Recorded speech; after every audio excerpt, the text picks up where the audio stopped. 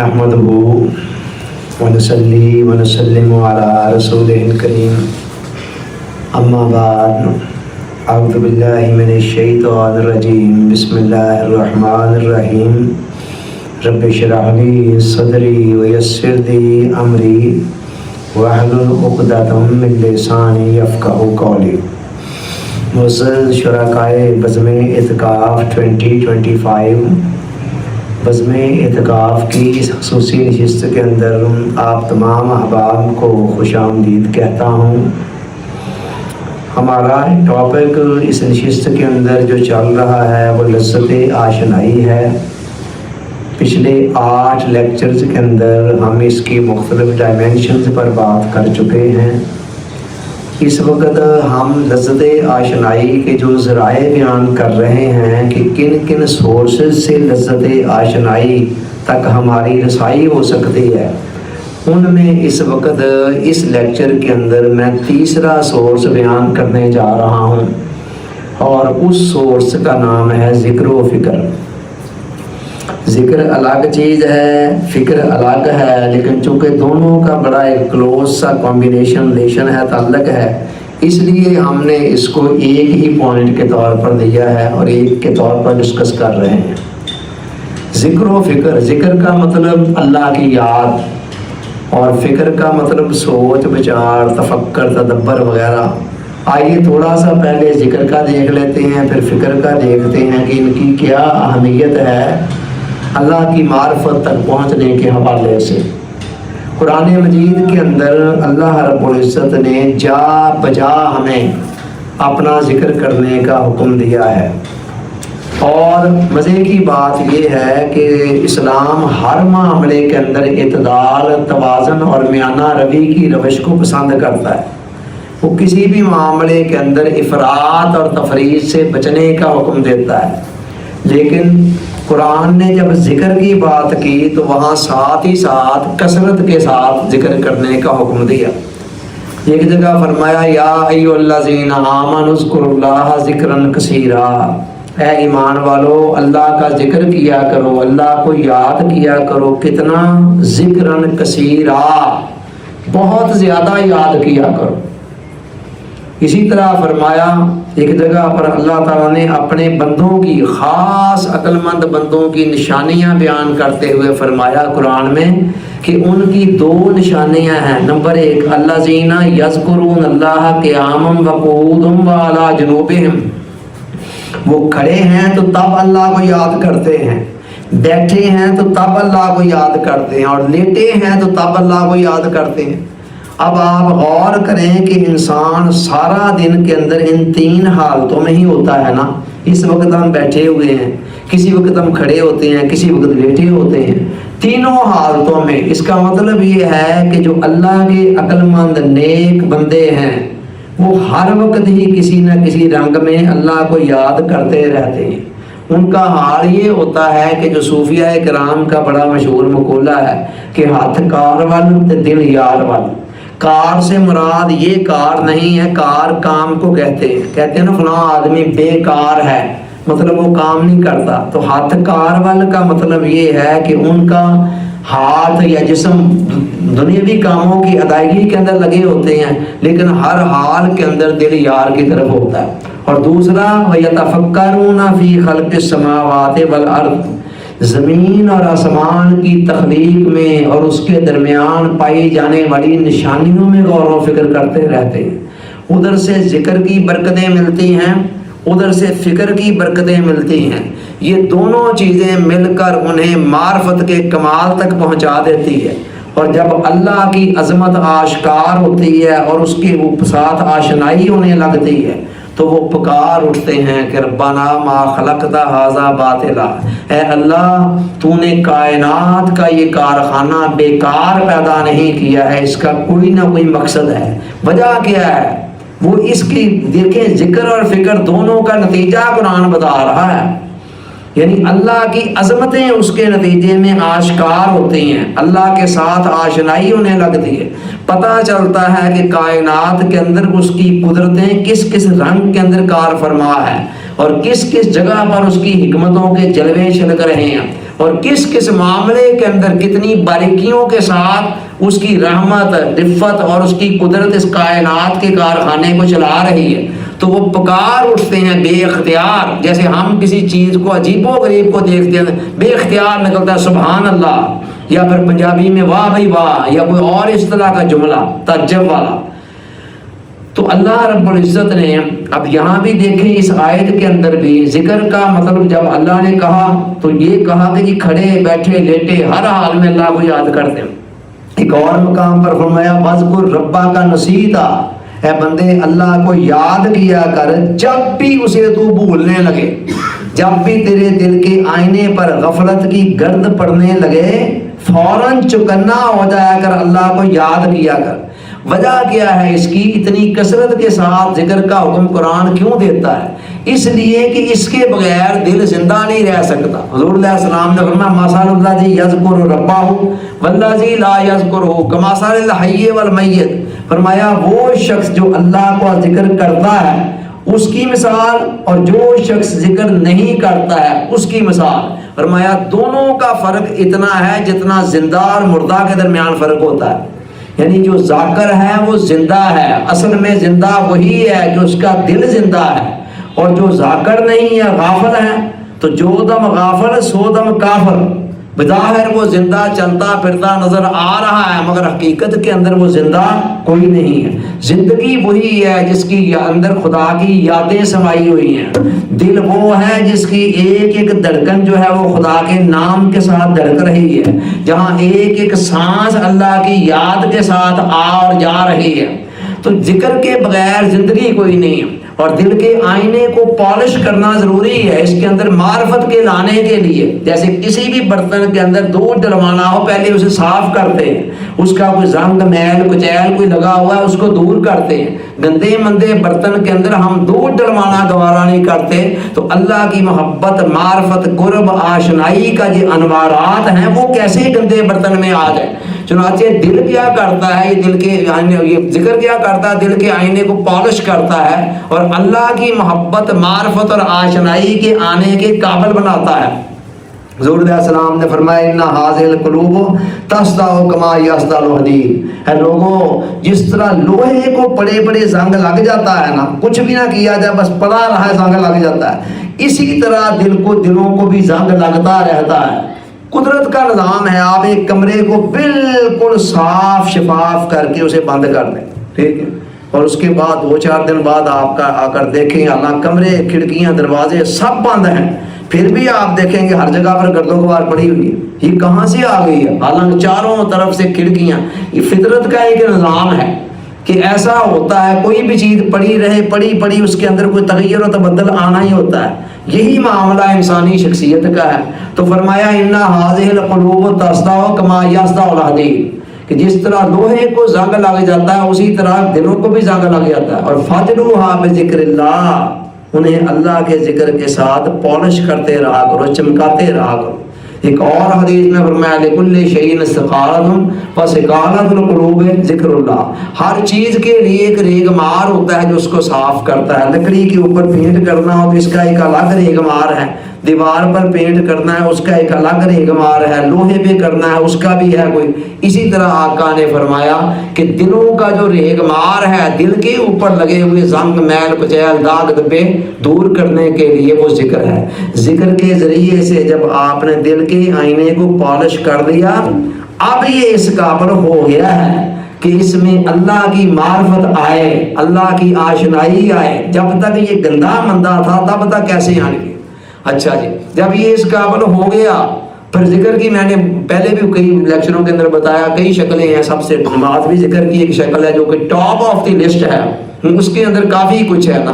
قرآن مجید کی تلاوت ذکر کی ایک شکل ہے. اس کے علاوہ ذکر کے کئی سیغے، استغفار ہے، لا الہ الا اللہ محمد رسول اللہ ہے، کلمہ طیبہ، لا حول ولا قوت الا باللہ ہے. اسی طرح درود شریف ہے. اسی طرح دعا آپ کوئی بھی مانگتے ہیں وہ بھی ذکر کی شکل. اللہ حاضر کے ہاتھ میں اس میں جلی بھی ہے، خفی بھی ہے. جو ذکر بھی آپ کرتے ہیں نا اس کے نتیجے میں دل کے اوپر لگا ہوا کچھ نہ کچھ زنگ داغ دبے میل کچیل دور ہوتے ہیں. اور جتنا دل کا آئینہ پالش ہوتا ہے نا اتنا ہی وہ معرفت الہیہ کو جذب کرنے کے قابل ہو جاتا ہے. امام غزالی رحمۃ اللہ علیہ فرماتے ہیں کہ دل کی دنیا کا ایک دروازہ لوح محفوظ کی طرف بھی کھلتا ہے، اور لوح محفوظ کیا ہے؟ جس کے مطلب قرآن کہتا لا رطب ولا یابس الا فی کتاب مبین، کلہم دنیا کی کوئی شے ایسی نہیں ہے A to Z جو لوح محفوظ کے اندر لکھی نہ ہو۔ تو اب جن کے دل کا دروازہ لوح محفوظ کی طرف کھل گیا، ان کا آپ دیکھیں پھر حال کیا ہوتا ہے، درد مدان نظری آبے کی نیلے کی دوروں، پھر ان سے کون سی چیز خفیہ رہ جانی ہے، کون سی چیز چھپی رہ جانی ہوتی ہے۔ لو جی، ذکر کے ذریعے سے جب ہم نے دل کے آئینے کو پالش کر دیا، اب اس کے اندر جو آشنائی آنی ہے، معرفت آنی ہے، اس کے لیے اب آگے فکر ضروری ہے۔ تو اس لیے قرآن دوسری چیز فکر کہتا ہے۔ فکر کا مطلب میں نے بتایا غور و فکر، سوچ بچار کرنا۔ تو اللہ رب العزت نے کائنات کے ذرے ذرے کے اندر اپنی نشانیاں رکھی ہوئی ہیں، اور فکر ہے کیا چیز؟ فکر یہ ہے کہ آپ کسی ایک نقطے پر، کسی ایک، ویسے تو ہم ہر وقت ہی کوئی نہ کوئی سوچتے رہتے ہیں، لیکن یہ سوچیں آوارہ ہیں ہماری، ادھر آ گئی ادھر چلے گی ادھر چلے گی وغیرہ وغیرہ۔ دیکھیں نا کتنی سوچیں آ جا رہی ہیں، یہ آوارہ سوچیں بھلا کہاں پہنچا سکتے ہیں۔ لہذا جو فکر کہیں پہنچاتی ہے نا، وہ ہے جس میں انسان اپنی توجہ کو، دھیان کو یکسو کر کے کسی ایک نقطے پر سوچنا شروع کرتا ہے۔ جب اس ایک نقطے پر سوچنا شروع کرتا ہے تو اس معاملے کی بندہ گہرائی کے اندر اترتا چلا جاتا ہے، اترتا چلا جاتا ہے، اور جیسے جیسے اترتا ہے تو یوں سمجھ لیں جیسے سمندر کی تہہ میں پہنچ جاتا ہے، اور سمندر کی تہہ کے اندر بہت سارے موتی ہوتے ہیں، ہیرے ہوتے ہیں، لال ہوتے ہیں، جواہرات ہوتے ہیں، اور دوسرا بندہ جو سطح کے اوپر ہے وہ ظاہر ہے وہاں تک نہیں پہنچ سکتا ہے۔ تو یہ چیز ہے۔ صوفی برکت علی صاحب رحمۃ اللہ علیہ فرماتے ہیں کہ میرے عزیز تو دیکھ، جن لوگوں نے یہ ریل گاڑی ایجاد کی، ہوائی جہاز بنایا وغیرہ وغیرہ، یہ کیا کوئی ولی اللہ تھے؟ کہتے ہیں ولی اللہ تو دور کی بات ہے، وہ تو مسلمان بھی نہیں تھے، لیکن کیا ہوا؟ فطرت کا نظام ہے کہ جس بھی بندے نے جس معاملے کے اندر، میں نے کئی دفعہ اپنے ذکر لیکچرز کے اندر یہ کہتا ہوں کہ خدا کے قوانین بڑے ٹھوس ہیں، 2 + 2 = 4 کی طرح۔ اب قانون ہے نا خدا کا کہ 2 چمچ چینی کی آپ 1 گلاس پانی میں ملائیں تو پانی میں میٹھا ہو جانا، یہ کام کوئی کافر کر دے یا مسلمان کر دے، اس میں اسلام کا کوئی عمل دخل نہیں ہے۔ ایون ایک کافر 2 چمچ چینی ڈال کر ملاتا ہے تو جناب وہ کوئی بسم اللہ اس نے نہیں پڑھی ہے، کچھ نہیں کیا، اس کا پانی میٹھا ہوگا، میٹھا پی رہا ہے، اور دوسرا کو مسلمان ہے وہ 2 چمچ نمک کے ملا کر بڑے خشوع و خضوع کے ساتھ کہے بسم اللہ الرحمن الرحیم، بسم اللہ الرحمن، 100 مرتبہ بسم اللہ الرحمن الرحیم پڑھ کے ہلا لے، کیا وہ میٹھا ہو جائے گا؟ نہیں۔ وجہ کیا ہے؟ وہ قانون کو فالو نہیں کر رہا۔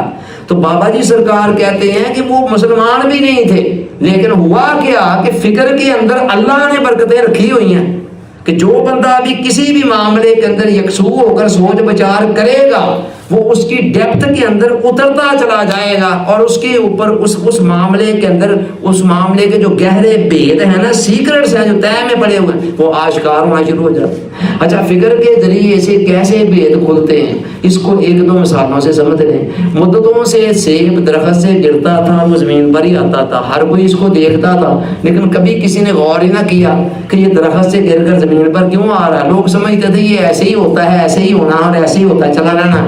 نیوٹن پہلا شخص ہے جو بیٹھا ہوا ہے باغ کے سیب میں، نیوٹن صاحب نے دیکھا کہ درخت سیب سے گرا ہے، نیچے آ گیا ہے، وہ سوچ میں پڑ گیا، کہتا یہ سیب درخت سے گر کر نیچے ہی کیوں آیا، اوپر کیوں نہیں چلا گیا؟ لو جی، یہاں سے اس نے سوچنا شروع کیا، چلتے چلتے وہ اس نتیجے پر پہنچ گیا کہ زمین کے اندر کوئی ایسی کشش ضرور ہے جو چیزوں کو اپنی طرف کھینچ لیتی ہے، اوپر نہیں جانے دیتی، اور یہاں سے وہ لا آف گریویٹیشن جو ہے، زمین کی کشش ثقل کا قانون، وہ دریافت کرنے میں کامیاب ہو گئے۔ اب آپ دیکھیں اگر وہ اس طرح غور نہ کرتا تو کیسے یہاں تک پہنچ سکتا تھا؟ غور کیا تو پہنچا نا۔ اسی طرح مدتوں سے، صدیوں سے یہ سمجھا جاتا رہا تھا کہ زمین فلیٹ ہے، فلیٹ، سموتھ، ہموار۔ چونکہ ہم دیکھتے ہیں موٹر وے بھی یہاں سے لاہور سے راولپنڈی جاتے ہیں تو ساری موٹر وے ہر جگہ پر فلیٹ ہی ہے نا، اوور آل زمین ایسے چپٹی ہے، اس کے اوپر ہموار ہے۔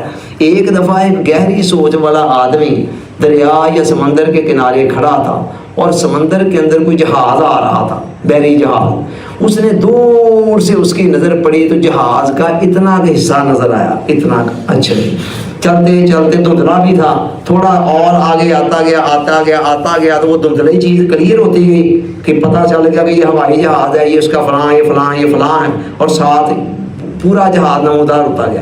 اب وہ اس بات میں سوچنے میں پڑ گیا، اس نے کہا اگر زمین فلیٹ ہے جیسے کہ ہم سمجھتے ہیں تو جہاز کا پہلی نظر کے اندر ہی مجھے پورا جہاز سارا نظر آنا چاہیے تھا، ٹھیک ہے پورا، ٹھیک ہے وہ دور ہونے کی بنا پر دھندلا نظر آتا تو یہ سمجھ میں آتی بات، پہلے اس کا سب سے اوپر والا تھوڑا سا حصہ مجھے کیوں نظر آیا، اس کے بعد تھوڑا زیادہ کیوں ہونا شروع ہوا۔ یہاں سے وہ اس نتیجے پر پہنچا کہ زمین فلیٹ نہیں ہے بلکہ گول ہے، ایسے تو ایسے جہاز فاصلے سے آ رہا تھا، اور پہلے ایسے وہ جناب تھوڑا سا اوپر والا حصہ نظر آیا تو یہاں سے اس نے ساری وہ ہلا کر رکھ دیا جو پہلے سے تھیوری چلی آ رہی تھی۔ اس سے پہلے کتنے دانشور تھے، کتنے انٹیلیکچوئل تھے، وہ سارے کے سارے یہی سمجھتے رہے کہ زمین فلیٹ ہے، اور اس نے کہا کہ نہیں زمین فلیٹ نہیں، زمین گول ہے۔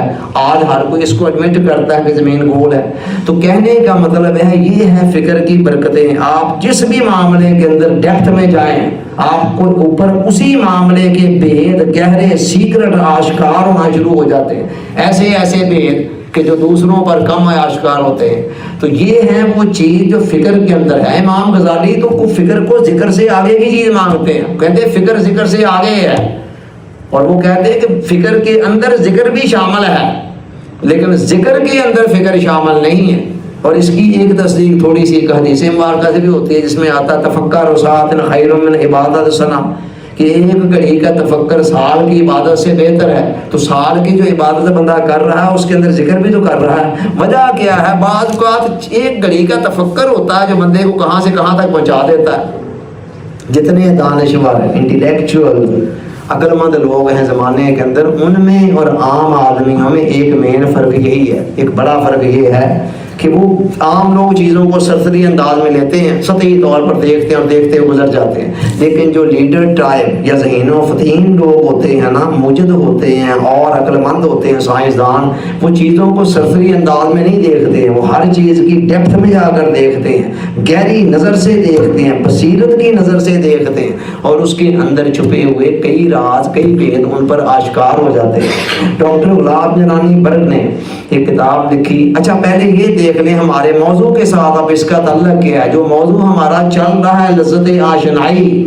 لذت آشنائی کا مطلب کیا تھا؟ یاد کریں ذرا پہلا لیکچر، وما خلقت الجن والانس الا لیعبدون۔ اللہ نے کہا میں نے انسانوں جنوں تمہیں اس لیے پیدا کیا ہے کہ تم میری عبادت کرو۔ اس کی تشریح میں نے فرسٹ لیکچر میں ہی بتایا تھا کہ عبداللہ ابن عباس رضی اللہ تعالیٰ عنہ نے اس کی تشریح کرتے ہوئے کہا لے یار فون ہے یہاں پر کہ میں عبادت سے مراد یہاں معرفت ہے تاکہ میری پہچان حاصل کرو۔ اور سوال یہ پیدا ہوتا ہے کہ عبادت کا لفظ کیوں یوز ہوا، معرفت کا ہی کیوں نہیں ہو گیا؟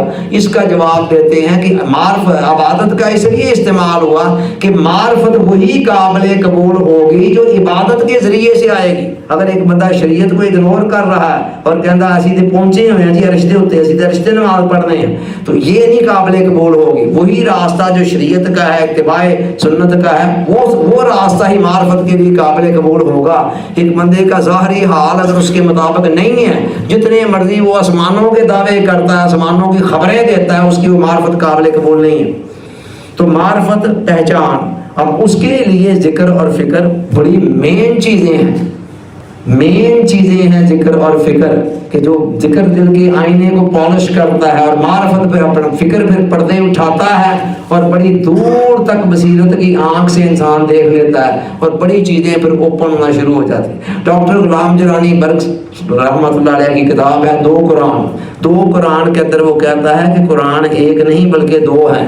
ایک قرآن تو وہ ہے جو صحیفے کی صورت میں لکھی ہوئی کتابی صورت میں ہمارے سامنے موجود ہے، دوسرا قرآن وہ کہتا ہے یہ پوری کائنات ہے، ٹھیک ہے، پوری کائنات کہتا قرآن ہے، اس کا صفحہ صفحہ، اس کا پتا پتا، اس کا ذرہ ذرہ، اس کا ہر پھول کانٹا، اس کے اندر اللہ کی قدرت کی کئی نشانیاں ہیں۔ وہ کہتا دوسرا قرآن یہ ہے، اور یہ خود قرآن نے کہا سنُرِیہِم آیاتنا فی الآفاق وفی انفسہم، ہم عن قریب انہیں دکھائیں گے اپنی نشانیاں، ان کی اپنی ذات کے اندر بھی اور اس پھیلی ہوئی کائنات کے اندر بھی حتیٰ یتبین لہم انہ الحق، یہاں تک کہ ان پر واضح ہو جائے گا کہ حق وہی ہے، اللہ حق ہے، باقی سب کچھ ہی باطل ہے۔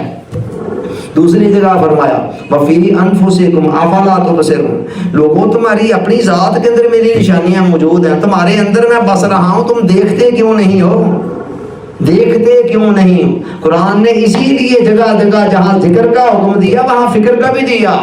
افلا تذکرون، تم غور کیوں نہیں کرتے ہو؟ افلا تتفکرون، تم تفکر کیوں نہیں کرتے ہو؟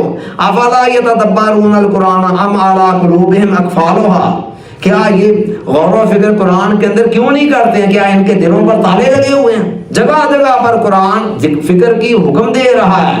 اسی طرح فرمایا والذین اذا ذکروا بآیات ربہم لم یخروا علیہا صما وعمیانا، کہ جو اللہ کے مومن بندے ہیں ان کے اوپر جب قرآن کی آیتوں کی تلاوت کی جاتی ہے تو وہ اندھے بہروں کی طرح نہیں اس پر گر پڑتے ہیں، بلکہ گہرے غور و فکر کے ساتھ ان کو سنتے ہیں، سمجھتے ہیں، سوچتے ہیں اور اس کی ڈیپتھ میں جا کر دیکھتے ہیں کہ ہمارے خالق اور مالک نے ان آیات کے اندر ہمارے لیے کیا حکم دیا ہے، یا کائنات کے کس راز سے پردہ اٹھایا ہے۔ قرآن تو ساری کی ساری بک ہی ایسی ہے جو سیکرٹ سے بھری ہوئی ہے، مسٹری سے بھری ہوئی ہے، ایسے ایسے اسرار کائنات کے ایسے ایسے بھید آشکار کرتی ہے۔ تو ایک تو قرآن کے اندر بے شمار نشانیاں، اس کے بعد اس پھیلی ہوئی کائنات کے اندر، اور اس کے بعد خود انسان کے اپنے اندر اتنی نشانیاں قرآن نے کہا نا فی انفسکم افلا تبصرون، تمہارے اندر بھی میری نشانیاں ہیں، اس پر غور کرو۔ یہ انسان کا جو وجود ہے سر سے لے کر پاؤں تک، یہ بھی قدرت کا ایک حیرت انگیز کارخانہ ہے، عجیب و غریب مشینری ہے۔ جیسے جیسے بندہ اس پر غور کرتا چلا جائے، یہ چھوٹی سی آنکھ ہے، اس میں آدھی کائنات سمائی ہوئی ہے، غور تو ذرا کریں، بندہ حیرت کے سمندر میں ڈوب جاتا ہے کہ خدا نے کس کاریگری کے ساتھ، کس مہارت کے ساتھ سے بنایا۔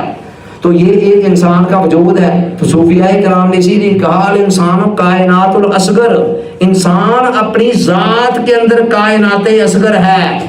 علامہ نے اسی لیے کہا تھا اپنے من میں ڈوب کر پاجا سراغ زندگی، اپنے اندر ڈوب ہوتا نہ ہو، یہاں سے زندگی کا سراغ مل جائے۔ اور وہ یہ بھی کہا گیا کہ من عرف نفسہ فقد عرف ربہ، جس نے اپنے اندر جان کر اپنے آپ کو پہچان لیا اس نے اپنے رب کو بھی پہچان لیا۔ تو یہ تینوں سورسز ہیں ذکر اپنا فکر کے حوالے سے، ایک تو اللہ تعالیٰ کا قرآن، اس کے بعد پھیلی ہوئی کائنات، اور اس کے بعد انسان کا اپنا جو وجود ہے، یہ بھی ایک ذریعہ ہے۔ اچھا، اس ضمن کے اندر ایک بات یاد رکھیں کہ جو فکر کرنا ہے نا، فکر سوچ بچار، وہ اللہ کی ذات پر کرنے کی اجازت نہیں ہے۔ یہاں پر ریڈ لائن لگا دی گئی ہے کہ آپ نے خدا کی ذات پر فکر نہیں کرنا، اس لیے کہ خدا کی ذات ایسی ہے کہ وہ کہتا ہے کہ میری مثلی کوئی نہیں ہے، میں بے نیاز ہوں، مطلب میں ایسا ہوں لیسا کا مثل ہی شیء، وہ کہتا ہے میری مثل ہی کوئی نہیں کائنات کے اندر۔ اب جس کی کوئی مثل اس کائنات کے اندر ہے ہی نہیں ہے، اس کو ہماری عقل امیجن کر ہی نہیں سکتی ہے، لہذا وہ کبھی بھی عقلوں کے اندر نہیں آئے گا۔ اسی لیے تو کسی نے کہا کہ تو دل میں تو آتا ہے مگر سمجھ میں نہیں آتا، بس جان گیا میں تیری پہچان یہی ہوں۔ اس کی پہچان یہ ہے جو عقلوں میں آ جائے وہ اللہ نہیں ہے، جو دلوں میں آتا ہے وہ اللہ ہے۔ اور دل کے اندر واصف صاحب کے بقول کہ یار جلوہ بن کر دل سے گزر جاتا ہے اور آنسو بن کر آنکھ سے ٹپک پڑتا ہے۔ کبھی کبھی بلا وجہ جب تنہائی کے اندر رونے کو دل چاہے نا تو سمجھ لیا کیجئے کہ یار آنسو بن کر آنکھ سے ٹپک رہا ہے۔ یہ آنسو اس کی بارگاہ میں بڑے قیمتی ہیں، بڑے انمول ہیں۔ اور واصف صاحب نے کہا کہ جس انسان کی آنکھ میں آنسو ہے وہ خدا سے نہیں بچ سکتا ہے، یعنی خدا کو چھوڑ کر وہ جانا بھی چاہے تو خدا اسے جانے نہ دے کہ تمہیں نہیں جانے دینا۔ تو لہذا میں بتا رہا تھا کہ فکر کرنے کے حوالے سے یہ احتیاط ضروری ہے کہ اللہ کی ذات میں فکر نہیں کرنا ہے، اس کی صفات میں فکر کرنا ہے۔ صفات اس کی سمجھ میں آتی ہے، وہ کہتا ہے میں قدیر ہوں، آپ اس کی اس قدیر کی قدرت رکھنے والا اس کو دیکھیں کہ پوری کائنات کے نظام کو کیسے چلا رہا ہے تو آپ حیرت کے سمندروں میں ڈوب جائیں گے۔ وہ کہتا ہے میں علیم ہوں، وہ کہتا ہے میں حکیم ہوں، وغیرہ وغیرہ، اس طرح اس کی جتنی صفات ہیں، صفات پر آپ جتنا غور و فکر کرتے چلے جائیں گے بڑے راز آپ کے اوپر آشکار ہوتے چلے جائیں گے. اسی طرح اس پھیلی ہوئی کائنات پر آپ جتنا غور و فکر کریں گے وہاں سے بہت سارے راز آپ کے اوپر آشکار ہوں گے. اسی طرح اپنے وجود پر غور کریں گے وہاں سے بہت سارے راز آشکار ہوں گے. اسی طرح قرآن مجید کو جب ہم تفکر کے ساتھ، تدبر کے ساتھ، غور کے ساتھ پڑھنا شروع کریں گے وہاں سے بہت سارے راز آشکار ہوتے ہیں. اسی طرح اللہ کی نعمتوں کے متعلق سوچنا کہ اس نے کیسی کیسی نعمتیں مجھے دی ہیں اور ان پر شکر بھی گاہے بگاہے ادا کرنا، یہ چیز معرفت کے اتنے دروازے کھولتی ہے کہ انسان حیران رہ جاتا ہے. کبھی اپنے وجود کو بندہ دیکھے کہ سر سے لے کر پاؤں تک مجھے کیسا شاندار وجود دی ہے. آپ ذرا اس پر غور کریں کہ یہ خیالات میرے برین میں ہیں اور زبان کس طرح لے لے کر ان کی ترجمانی کر رہی ہے. اگر 1 منٹ کا بھی فاصلہ پڑنا ہوتا کہ دماغ سوچے گا اور وہ زبان تک بھیجے گا اور پھر اس میں کچھ چند منٹ یا آدھا منٹ لگے گا تو پھر کیا ہونا تھا؟ پھر اس طرح سے پیچھے تقریریں ہو سکتی تھی. تو آپ غور کریں کتنی روانی کے ساتھ، ایک فلو کے ساتھ برین کے اندر خیالات چل رہے ہیں اور ساتھ ساتھ زبان اس کے مطابق ترجمانی کرتی چلی جا رہی ہے. تو میں بتا رہا ہوں کہ اللہ کی نعمتوں پر غور کرنا یہ انسان کی اوپر معرفت کے بڑے دروازے کھولتا ہے اور ان پر شکر کرنے سے اس معرفت کو بھی آگے 2 چاند 4 چاند لگ جاتے ہیں. جب انسان ان پر شکر بھی جا لاتا ہے تو یہاں سے معرفت کے راستے کھولتے ہیں. اس کے علاوہ آپ یہ دیکھیں کہ محاسبہ نفس جو ہے اس کی بڑی تلقین کی گئی ہے. یہ بھی ایک غور و فکر کی شکل ہے کہ آپ اپنا جائزہ لیں، آپ کا کدھر جا رہے ہیں، آپ سارا دن آپ کا کہاں بسر ہو رہا ہے. قرآن کہتا ہے یا ایھا الذین آمنوا اتقوا اللہ ولتنظر نفس ما قدمت لغد. ایمان والو اللہ سے ڈرو اور ہر جان کو سوچنا چاہیے کل کے لیے کیا بھیج رہا ہے. تو قرآن کے نزدیک یہ ساری زندگی 1 دن کی ہے اور اس 1 دن کی زندگی ہماری کہاں بیت رہی ہے، کدھر چلی گئی ہے. دیگرتے دن گیا محمد عورت نو ڈوب جانا. دن ڈوبنے کے قریب ہے اور ہم دنیا میں غرق ہیں. تو اپنے نفس کا محاسبہ کرنا یہاں سے بتھیرے راستے کھولتے ہیں. اولیاء کا، صوفیاء کا، عرفاء کا، اہل نظر کا عام طور پر یہ معمول ہے کہ رات کو سونے سے پہلے وہ پلس مائنس کا جائزہ لیتے ہیں کہ سارا دن کہاں کہاں گزارا، کیا کیا کیا. جہاں کوئی اچھائی نیکی نظر آتی ہے وہاں اللہ کا شکر ادا کرتے ہیں کہ اس نے توفیق دی. جہاں کمی کوتاہی کوئی نظر آتی ہے وہاں اس پر استغفار کرتے ہیں اور آئندہ کے حوالے سے اپنے پھر عزم کی تجدید کرتے ہیں کہ کل سے انشاءاللہ وقت کو پورے طور پر سنبھالنا ہے. تو یہ محاسبہ نفس جو ہے یہ بھی ہے.